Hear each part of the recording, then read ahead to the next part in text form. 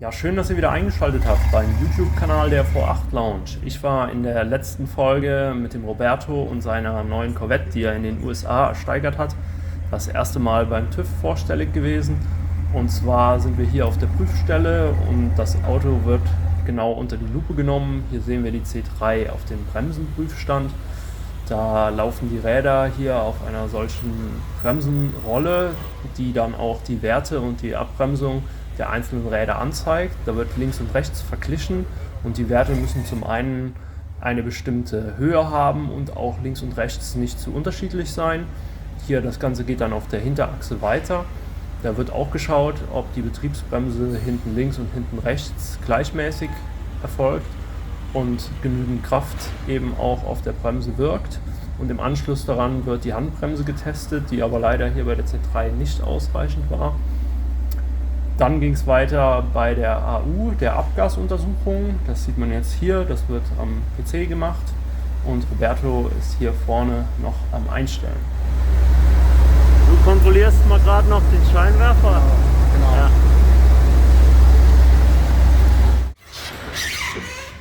Das sieht man ja nicht alle Tage. Das stimmt. Das ist schon gut. Genau Oder das hier. auch nicht? Auch, ja, Ja, das ist einmal nicht das, so schön. Ne, genau, das ist so eine Klammer nur, die so, Ja. wo der Schlauch da und so. Zeigst Und du auch dann mal die poröse hier und hier. Fläche? Da kann man es erkennen. Ja. Ja, Ja, die machen wir neu. ja. Ja. Genau. Ja. Okay. Ja, cool. Wenn euch das Video gefällt, dann lasst doch ein Abo da.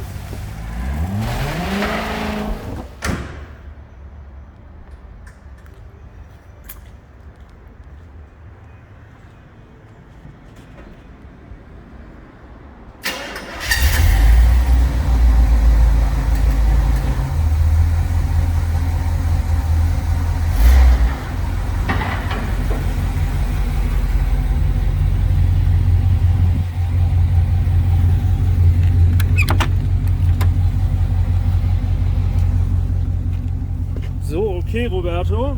Das hat ja leider noch nicht ganz direkt funktioniert, aber ich habe es ja schon gesagt, das kann durchaus passieren, dass wir nochmal kommen müssen, aber es ist ja nicht so schlimm. Habe ich auch schon ausprobiert. Was stimmt da nicht mit dem Radio? Aktuell ist das Radio einfach immer an. So, jetzt ist es aus. Okay. Also es sind nur ein paar kleinere Sachen, nichts Großes glücklicherweise. Ein Spurstangenkopf hat ein klein wenig Spiel. Die Handbremse ist nachzustellen, ein Scheinwerfer, der hat ein schlechtes Leuchtbild, den tauschen wir einfach aus. Das habe ich auch öfters bei diesen H4-Scheinwerfern, dass die nicht direkt so vom Leuchtbild so gut sind. Und das letzte war noch, der Warnblinker, das Relais, das müssen wir tauschen, das hat zu schnell geblinkt. Genau, das war zu schnell von der Frequenz her, ja, richtig. Und ja, dann werden wir wohl beim nächsten Mal hier auch dann TÜV bekommen. Wieder zurück in der Werkstatt nach dem TÜV-Besuch, heute mit dem Christian. Er hilft mir heute. Und zwar sind wir jetzt dabei, ein paar Punkte, die der Prüfer aufgeschrieben hat, zu tauschen. Und zwar ist es einmal hier der Spurstangenkopf, den haben wir gerade herausgeholt schon mal. Und zwar hatte der etwas Spiel nach oben und unten und die dürfen sich eigentlich ja nur in dem Kugelkopf drehen können, aber nicht irgendwie eine Hoch-Runter-Bewegung oder sowas haben. Und das war hier der Fall, deswegen haben wir den jetzt soweit schon mal rausgedreht und der Christian löst den gerade von der Spurstange.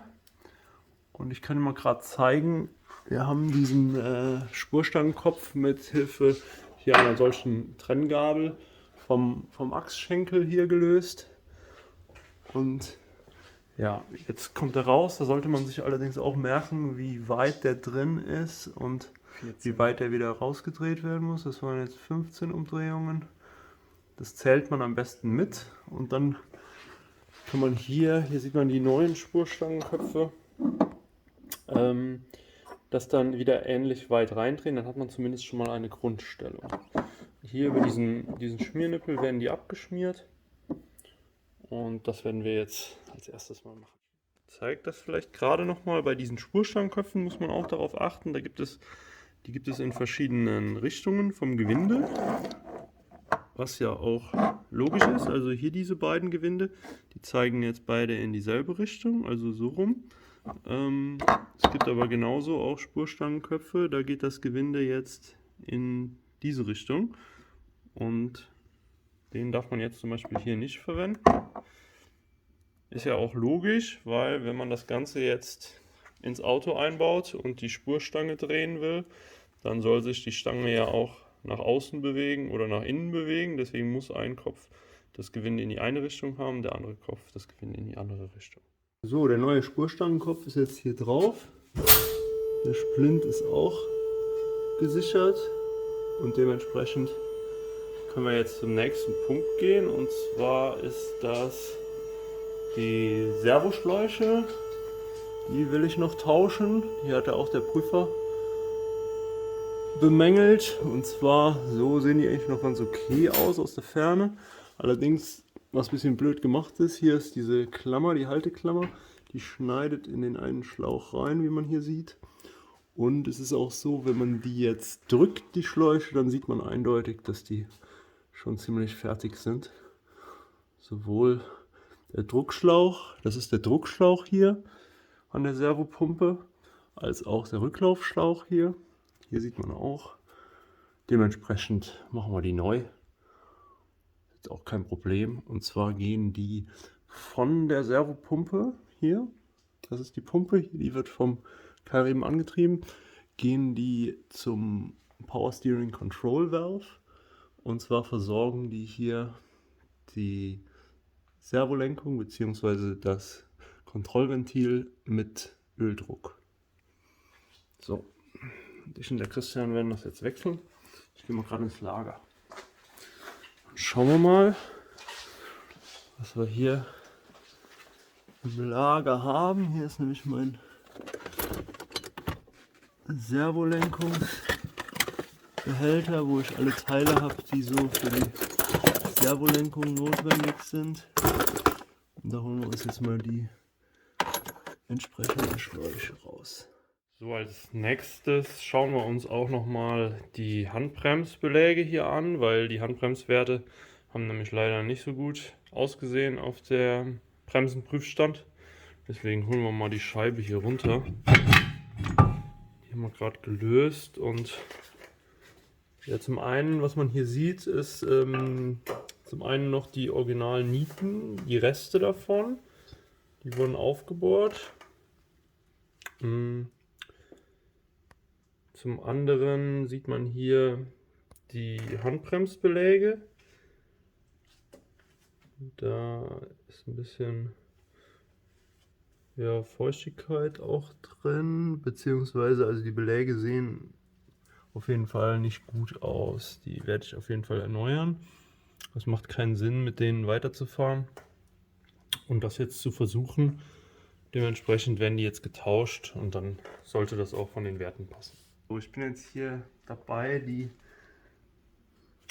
Befestigungsfedern von dem Hütchen zu lösen, wie man hier sieht. Da braucht man auf jeden Fall gutes Licht und kann dann mit so einer Spitzzange hier das Ganze auseinander bauen, um dann die Beläge hier zu lösen. Das Ganze ist auf jeden Fall ziemlich fummelig, aber wenn man weiß, wie man dabei vorgeht, dann ist es machbar, sagen wir mal so. Also muss jeder selber seine Erfahrungen sammeln. Wie gesagt, so Spitzzangen sind von Vorteil und was auch manchmal von Vorteil ist, wenn ihr euch so einen langen, dünnen Schraubenzieher ein bisschen einkeilt mit so einer Spitze hier, wo man die Feder gut packen kann. Das ist von Vorteil, dann kann man dann nämlich schön reingehen und die einzelnen Federn ablösen. So, jetzt muss der Dreck der letzten 50 Jahre noch da aus der Handbremse rausgeholt werden.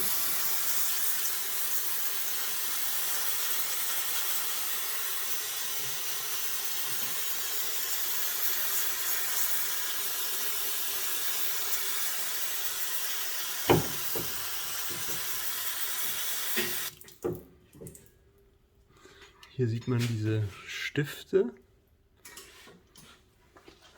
die hier diese Hütchen halten. Und das Ganze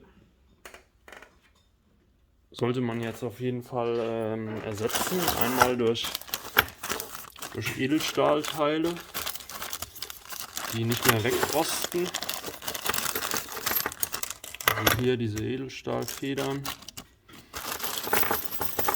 Und das ist der Exzenter, der dann hier die neuen Beläge auseinanderspreizt.